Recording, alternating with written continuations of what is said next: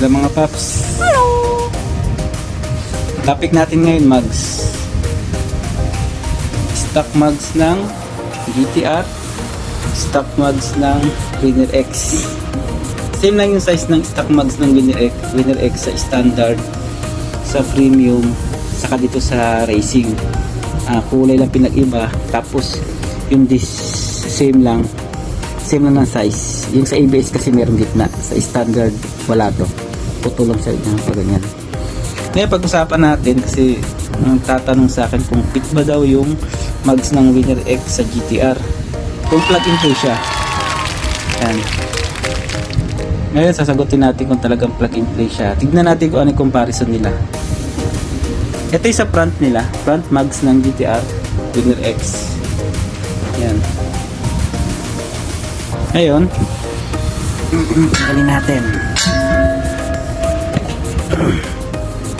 tanggalin natin yung front. Rear muna pag-usapan natin. Yung rear parehas lang sila. Yan, parehas lang, same lang sila sa rear. 4 hole. Siyempre pag disc ng GTR bilog yun. Dito din flower type, pero same size lang sila, same size lang.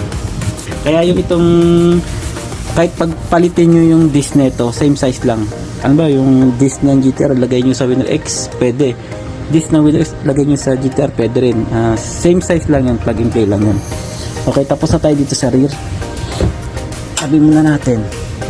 Ano tayo sa front. Yung front. Ito yung front ng GTR. Front ng Winner X. So size pala magkapares lang yan size. Para sa ng size ng taba. Yan. Dito tayo sa front kasi mas marami tayong pag-uusapan dito. Dito sa front, same size lang ng mugs. Wala na kayong isipin sa mugs, same size lang yan. Ang pinagkaiba lang dito, this. Yan. Pagdating sa size ng this, GTR saka Winner X, same lang yan. Tignan natin. Patong na lang natin kasi hindi ko mabaklas yung disc neto kasi tigas. Yan. Kung makikita nyo, yan, same size lang siya. Yan. Hindi siya same size lang talaga siya. Ang pinagkaiba lang niya, mas maganda kasi yung forma ng disc ng Winner X kasi flower type.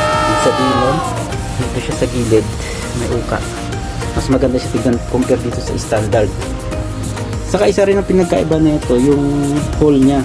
Sa GTR kasi 6 na hole, 1, 2, 3, 4, 5, 6. Sa Winner X 5 lang, 1, 2, 3, 4, 5. Yan din.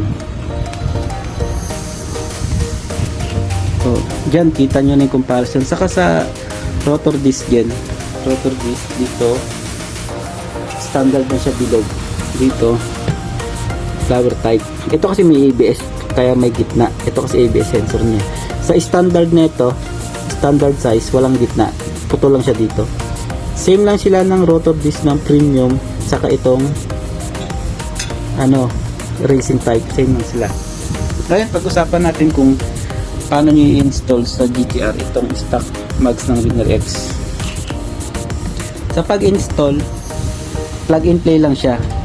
Kung paano nyo tinanggal yung stock ng GTR, ganun nyo rin ikakabit yung stock ng Winner X.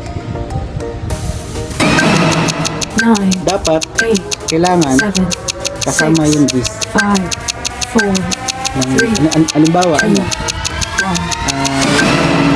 1. Winner X na mugs kakabit nyo sa GTR, kailangan kasama yung rotor disc harap likod.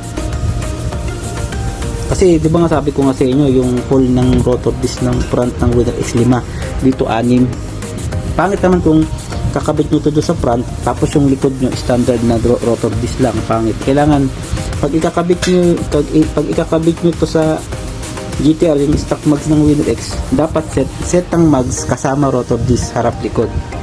Tapos kung ito na may kakabit nyo mugs ng GTR sa Winner X, set din dapat, set mugs tapos set din yung disc para magkapareha siya. Ito lang ang pinagkaiba nila yung hole.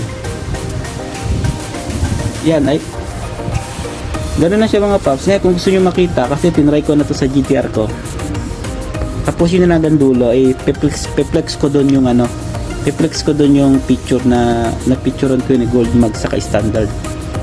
Sige mga paps, sana nasagot ko yung mga katanungan nyo. Pakashare na lang para sa iba natin mga owner. Salamat.